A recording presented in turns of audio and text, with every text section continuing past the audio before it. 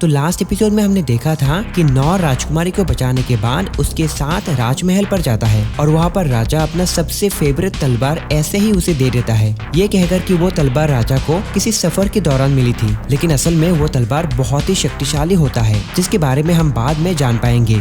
Nor तलवार लेकर वहाँ से जाने ही वाला होता है कि तभी गिलबर्ट वहाँ आकर नॉर से कहता है, तो क्यों बहादुर हीरो, जल्दी में हो क्या? मेरा नाम है गिलबर्ट, अब मेरे साथ चलो, मैं देखना चाहता हूँ कि आखिर तुम में कितना दम है। तो चलिए फिर बिना किसी देरी के शुरू करते हैं आई पेरी एवरीथिंग एनिमी सीरीज की एपिसोड 3 की कहानी को। नॉर गिलबर्ट के पीछे पीछे एक ट्रेनिंग एरिना तक जाता है, जहाँ बहुत सारे लोग कॉम्बैट ट्रेनिंग कर रहे होते हैं। गिलबर्ट अपना भाला वहाँ पर ही रख देता है और एक ट्रेनिंग हथियार ले लेता है। मेरी शक्ल से लगता नहीं है, लेकिन मैं राज्य में काफी मशहूर हूँ। चलो दो हाथ करते हैं, जो चाहो वो हथियार ले लो और दिखाओ मुझे कि तुम में आखिर कितना दम है। नॉर सोचता है, मेरे जैसे एक नौसिखिए के लिए एक योद्धा से सीखने का ये एक सुनहरा मौका है। वो कहता है, तो ठीक है, मैं लड़ने के लिए तैयार हूँ। बाकी सारे लोग ये देखकर हैरान होते हैं कि कैप्टन गिलबर्ट से ये बंदा लड़ेगा, शायद ये पागल हो गया है कि गिलबर्ट से मुकाबला करेगा। गिलबर्ट अपने भाले से नॉर पर हमला करने लगता है। नॉर भी सभी हमलों को आसानी से डॉज करने लगता है। नॉर सोचता है, इसका हमला कितना सटीक है और हमले भी कितनी आसानी से कर रहा है। लगता है इसने यहाँ तक पहुँचने के लिए बहुत जबरदस्त ट्रेनिंग की होगी, लेकिन फिर भी ये बहुत स्लो है। नॉर को लगता है कि गिलबर्ट अपना पूरा जोर नहीं लगा रहा है और इसीलिए वो उसे रुकने को कहता है।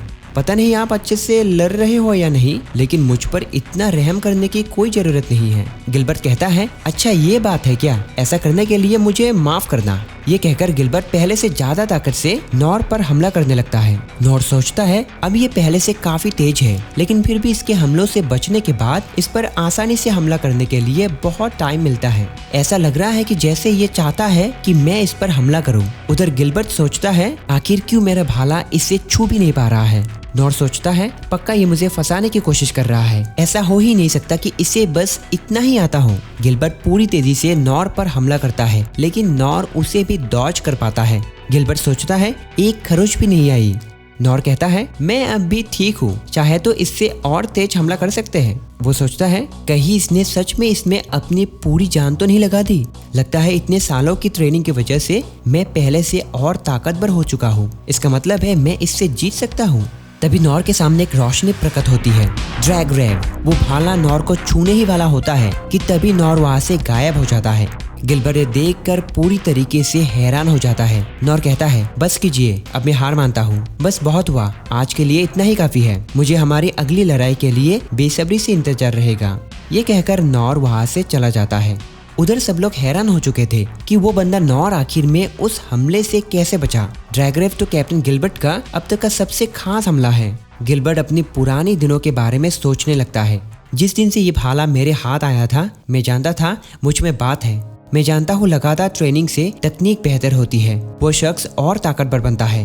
वहीं पर एक आदमी गिलबर्ट से कहता है, सुना है तुम दुनिया भर घूम रहे हो ताकि एक ताकतवर ओपोनेंट मिल सके, लेकिन मुझे नहीं लगता कि इस गांव में तुम्हारा सामना करने के लिए किसी का भी दम हो। गिलबर्ट कहता है, मैं राजधानी में सभी दमखम रखने वालों से लड़ चुका हूँ। वो आदमी कहता है कि उसने सुना है उसके राज्य और दूसरे राज्यों के बीच माहौल बिगड़ने वाला है और इसीलिए उसके देश का सभी बहादुर लोगों को इकट्ठा किया जा रहा है और बदले में कीमती चीजें भी मिल रही है। वो गिलबर्ट को भी अपना किस्मत आजमाने के लिए राजधानी जाने के लिए कहता है। गिलबर्ट ने राजधानी जाने के बाद सिर्फ मॉन्स्टर्स को हराने में ध्यान दिया और जब भी कोई ताकतवर शख्स ट्रेनिंग के लिए आता तो वो उसे भी हराकर पचार देता था। वो पूरी तरह से ऊब चुका था क्योंकि सबके सब उससे कमजोर थे। एक दिन गिलबर्ट आराम कर रहा होता है, तभी मास्टर वहाँ पर आता है। गिलबर्ट मास्टर से कहता है कि वो इन सब से पूरी तरह से ऊब चुका है।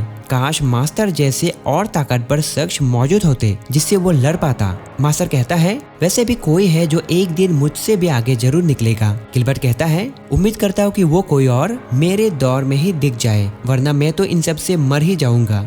इसके बाद सीन चेंज होता है और हमें प्रेजेंट में गिलबर्ट को दिखाया जाता है। वो सोचता है, एक ऐसा शख्स कैसे इतने बड़े मॉन्स्टर को अकेले ही मार सकता है और क्यों मेरा भाला उसे छू भी नहीं पाया। मेरा सबसे खतरनाक हमला जो आवाज की रफ्तार से भी तेज है, जिसका सामना करके कोई इंसान जिंदा नहीं बच सकता, लेकिन फिर भी वो कैसे बच निकला। लगता है अब जाकर कोई ताकतवर ओपोनेंट मिला है और ये सब सोचकर गिलबर्ट थोड़ा खुशी महसूस करता है क्योंकि आखिर में उससे टक्कर देने लायक कोई तो आया है। उसके बाद हम नॉर को देखते हैं। वो सोचता है, चाहे जो भी हो, लेकिन वो हमला बहुत ही कमाल का था। मुझे जैसे ही लगा कि शायद मैं और ताकतवर बन गया हूँ, तभी मुझे अपना पूरा जोर लगाना पड़ा। फिजिकल एनहेंसमेंट और फेदर स्टेप भी, बस उस हमले से बचने के लिए। अगर उसने रफ्तार धीमी नहीं की होती तो शायद मैं मारा जाता। मैं अब भी बहुत कमजोर हूँ, मुझे खुद को और ट्रेन करना होगा। उसके बाद हम नॉर को देखते हैं कि वो बहुत ही कम समय के अंदर नाला साफ कर पाता है और इससे वो बहुत ही खुश भी होता है। बाद में नॉर जंगल के बीच जाता है और वहाँ पर ऐसे ही बहत रहा होता है। तभी राजकुमारी लिन वहाँ पर आती है और गुड मॉर्निंग कहती है। नॉर पूछता है, राजकुमारी लिन आप यहाँ क्या कर रहे हैं? मुझसे फिर से कोई काम था क्या? राजकुमारी लिन कहती है, प्लीज आप मुझे अपना असिस्टेंट बना लीजिए ना। असिस्टेंट होने के नाते मैं हर रोज आपके कामों में आपकी मदद करूंगी और आपसे बहुत कुछ सीखूंगी भी। नॉर कहता है, मेरे पास तो सिखाने के लिए कुछ भी नहीं है, मैं आपको अपना असिस्टेंट बना नहीं सकता। राजकुमारी बार बार रिक्वेस्ट करने लगती है। वो जो कहेंगे वो करने के लिए राजी भी होती है, सिर्फ उसे अपने साथ ट्रेनिंग का मौका देने के लिए कहती है, लेकिन नॉर हर बार ना कहता है। तभी राजकुमारी लिन उसकी अलग अलग स्किल्स को नॉर को दिखाने लगती है और सभी स्किल्स का अलग अलग नाम भी होता है। वो पहले दिखाती है आइसिकल डांस, उसके बाद हेल फ्लेयर और मिस ब्लेड, आखिर में डिवाइन स्लैश। तभी नॉर कहता है, बस कीजिए, इतना काफी है। लिन कहती है, तो क्या आप तैयार हो गए? नॉर कहता है, बिल्कुल नहीं। नॉर सोचता है, मुझे ऐसा लगता है कि इसे गलतफहमी है कि मैं कोई खास शख्स हूँ जिससे इसे सीखने की जरूरत है। जो भी इसने मुझे अभी दिखाया उससे साफ हो गया है कि ये बहुत ही टैलेंटेड है और मैं इसके आगे कुछ भी नहीं। नॉर कहता है, राजकुमारी लिन, मेरे पास सच में सिखाने के लिए कुछ भी नहीं है। लेकिन लिन मानती नहीं और बार बार रिक्वेस्ट करने लगती है और कहती है, मैं जानती हूँ कि मैं आप जैसी ताकतवर नहीं हूँ, फिर भी आपसे एक मौका मांग रही हूँ, प्लीज मान जाइए। नॉर सोचता है, अब आखिर इसे मैं कैसे समझाऊं? लगता है कोई और तरीका इस्तेमाल करना होगा। नॉर लिन से कहता है, आपने अभी अभी मुझे बहुत सारी कमाल की स्किल दिखाई, तो मैं भी आपको अपनी एक स्किल दिखाता हूँ। और वो टाइनी फ्लेम का डेमो राजकुमारी लिन को दिखाकर कहता है, ये है मेरी टाइनी फ्लेम। दूसरे ब्रांचों में भी मेरी स्किल्स कुछ इसी तरह की है। अब तो आप मेरी बात समझ पा रही है ना? इसके बाद सीन चेंज हो जाती है और हम राजकुमारी लिन को शहर में देख पाते हैं। लिन सोच रही होती है वो टैलेंटेड नहीं है और ऐसा उनको कैपिटल के सभी ट्रेनिंग स्कूल के इंस्ट्रक्टर ने कहा, लेकिन फिर भी एक 12 साल के लड़के ने हार ना मानते हुए सभी चैलेंजेस का सामना किया। वो जी जान से वहाँ सीखता रहा। किसी को यकीन नहीं हो रहा था कि ऐसा भी कोई हो सकता है। अच्छे से अच्छा लड़ाकू वहाँ से 3 दिन के अंदर हार मानकर बैठ गया, पर यह लड़का वहाँ 3 महीनों तक टिका रहा। राजकुमारी लिन से एक बार वो बुरा मैजिशियन ओकेन सेंसे ने कहा था, राजकुमारी लिन ये देखिए, और वो टाइनी फ्लेम को थोड़ा सा और बड़ा कर देता है। राजकुमारी लिन,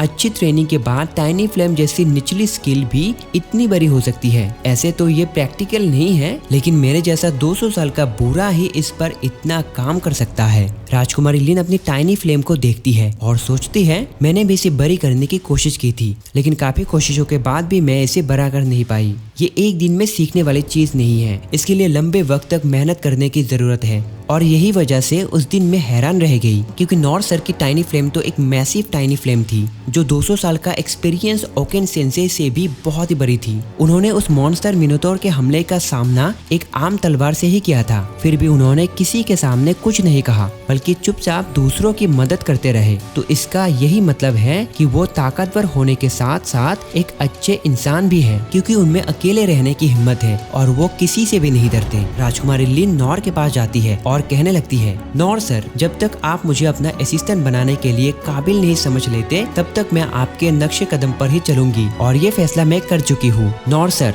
नहीं, अब से नॉर सेंसे।